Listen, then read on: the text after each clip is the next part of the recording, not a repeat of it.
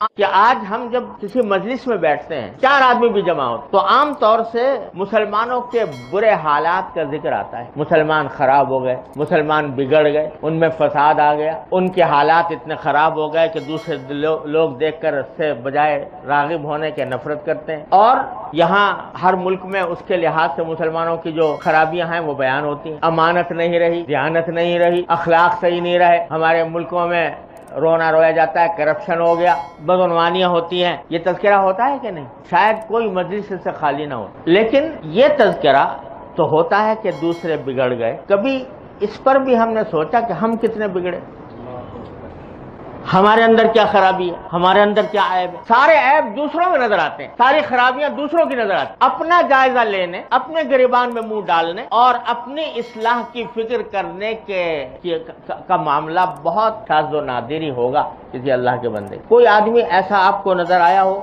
کہ وہ رات کو بیٹھ کر یہ سوچتا ہو کہ صبح سے لے کر شام تک میں نے جو زندگی گزاری اس میں کیا گناہ کیے, کیا میں نے غلطیاں کی, اور ان غلطیوں اور گناہوں سے آئندہ بچنے کا کیا راستہ ہے؟ یہ کبھی سوچا؟ بہت کم لوگ. قرآن کریم نے یہاں جو آیت میں نے پڑھی ہے اس نے عجیب انداز سے بات فرمائی. یا ایھا الذین آمنو, اے ایمان والو, علیکم انفسکم, تمہیں چاہیے کہ اپنی خبر لو. علیکم انفسکم, اپنی خبر لو. لا یضرکم من ضل اذا اہتدیتم, اگر تم ہدایت پر آ گئے تو جو گمراہی کی طرف جا رہے ہیں وہ تمہیں کوئی نقصان نہیں پہنچا. لا یضرکم من ضل, جو گمراہی پر جا رہے ہیں وہ تمہیں نقصان نہیں پہنچا سکتے بشرطے کہ اذا اہتدیتم, تم ہدایت پر ہو. رہا یہ کہ بھئی دوسرے کیا کر رہے ہیں, تو الی اللہ مرجعکم جمیعا, تم سب لوٹ کے اللہ ہی کی طرف جاؤ گے. فینبئکم بما کنتم تعملون, وہاں اللہ تعالیٰ سب کا چٹا بتا دے گا کہ تم دنیا میں کیا کرتے رہے. دوسروں کی خرابیاں بے شک بیان کرتے تھے, لیکن تم نے کبھی اپنے اوپر بھی غور کیا؟ اپنی خبر لو. اور یہ اسی آیت کریمہ کی تفسیر میں روایات میں آتا ہے کہ حضور نبی کریم سرور دو عالم صلی اللہ علیہ وسلم نے ایک عجیب نسخہ بتایا. پہلے تو پیشین گوئی فرمائی کہ ایک زمانہ ایسا آنے والا ہے, تو اس میں فرمایا کہ اذا رأیتم دنیا مؤثرۃ, 4 چیزیں بیان فرمائیں, 4 چیزیں ہونے والی ہیں. نمبر 1, شحن مطاعا وہوا متبعا ودنیا موسرتن واعجاب کل ذی رأی برأیہ. 4 باتیں فرمائی ہونے والی. کیا؟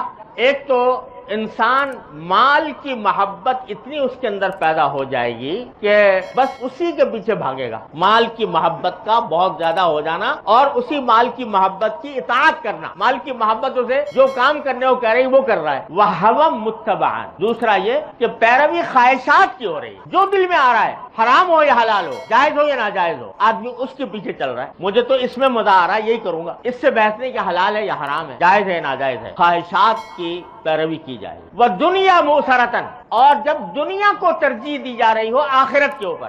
آدمی کے سامنے 2 راستے آ جائیں, ایک یہ کہ اس سے دنیا اچھی ہوگی, آخرت خراب ہوگی, اور ایک یہ کہ دنیا میں تھوڑا نقصان اٹھانا پڑے گا لیکن آخرت اچھی ہو جائے گی. تو انسان جو ہے وہ دنیا کی طرف, دنیا کو ترجیح دے گا آخرت پر. یہ سوچے گا یار پتہ نہیں آخرت تو پتہ نہیں کب آئے گی, دنیا تو میرے سامنے ہے, اس کو ٹھیک کر دوں. تو دنیا موسرتن, دنیا کو ترجیح دی جا رہی ہو. چوتھی بات فرمائی جو عجیب نقشہ ہے آج کی دنیا کا, کہ وَإِعْجَابَ كُلِّ ذِي رَأْيٍ بِرَأْيِهِ, ہر انسان اپنی رائے پر گھمنڈ میں مبتلا ہوگا. جو اس کی سمجھ میں آ گیا اس میں گھمنڈ میں مبتلا ہے, دوسرے کی بات سننے کو تیار نہیں, سمجھتا ہے میں عقل کل ہوں, جو میں سمجھتا ہوں وہ کوئی دوسرا نہیں سمجھتا. یہ 4 باتیں حضور نے فرمایا کہ ہونے والی ہیں.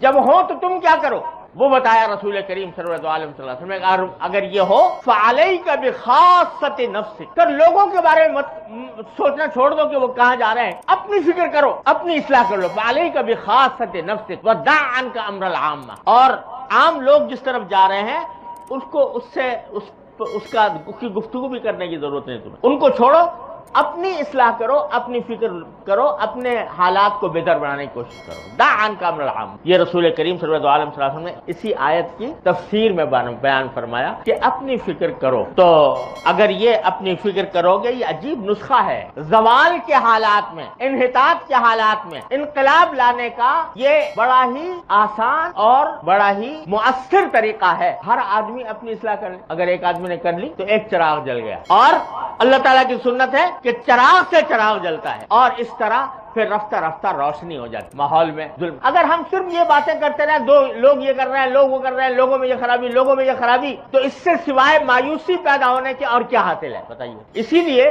ایک دوسری حدیث میں رسول کریم صلی اللہ علیہ وسلم نے ارشاد فرمایا، صحیح مسلم کی حدیث ہے کہ اذا قیل من قال هلك الناس وهو اهلكهم او کما قال رسول اللہ، جو شخص یہ کہے کہ ساری دنیا تباہ و برباد ہو گئی، یعنی اس کے حالات خراب ہو گئے، فساد آ گیا، جو شخص یہ کہتا ہے ساری دنیا خراب ہو گئی، سارے لوگ خراب ہو گئے، فهو اهلكهم، سب سے زیادہ تباہ وہ شخص خود شخص ہے جو یہ کہہ رہا ہے۔ تو کیوں؟ اس لیے کہ بھائی تم سے اور دوسروں کا سوال ہوگا آخرت میں کہ بھئی یہ ساری دنیا جو ہے یہ فساد میں مبتلا تھی، کیوں تھی، اور اس کی ذمہ داری تمہارے پر عائد ہوتی ہے، لہذا تم جہنم میں جاؤ گے۔ دوسروں کے اعمال کے بارے میں سوال ہوگا، تمہارے اپنے اعمال کے بارے میں سوال ہوگا، تم سے پوچھا جائے گا۔ تلک امۃ قد خلت لها ما کسبت ولکم ما کسبتم ولا تسألون عما كانوا يعملون، جو لوگ دنیا کیا کر رہی تھی اس کے بارے میں تم سے سوال نہیں ہوگا، سوال تمہارے اپنے عمل کی طرف سے ہوگا۔ یہ عجیب نسخہ ہے جو قرآن کریم نے بھی بتایا، نبی کریم سرور عالم صلی اللہ علیہ وسلم نے بھی اس کی تلقین فرمائی، اور حضرات صحابہ کرام رضی اللہ تعالیٰ عنہ اجمعین کی زندگیوں پر نظر ڈالیں تو پتہ چلے گا کہ ان میں سے ہر شخص وہ اپنی فکر میں تھا۔ وہاں کہیں ہمیں یہ نہیں لگتا کہ صحابہ کرام جو ہیں جب آپس میں بیٹھ رہے ہوں تو جو دوسرے برے کام کر رہے ہیں ان کا ذکر کرتے ہوں، نہیں، ہر ایک آدمی اپنی فکر میں تھا، ہمیں پتہ نہیں میرا کیا انجام ہونے والا